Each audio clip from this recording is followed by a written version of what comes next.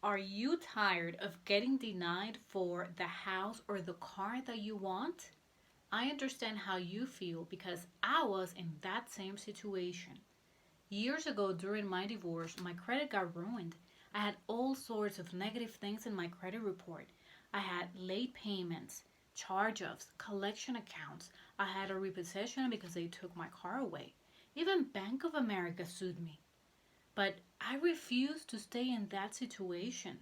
I wanted to get the things that I wanted to have in life.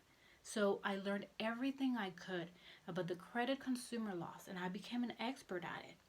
And I was able to take my credit score from the 500s to 800. And now I was not tired and frustrated anymore. I was happy and I was able to get the things that I wanted, like my car. So that's what I founded Dream Credit Financial. And ever since, we have been helping people in your situation that are going through the same thing that I did. We're helping them restore their credit so that way they can start achieving their financial goals.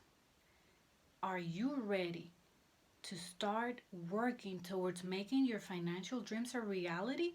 If so, go ahead and click the subscribe button and make sure that you don't miss any of my YouTube videos because you will learn tips and tricks so that you can improve your credit score and you can start achieving your financial goals.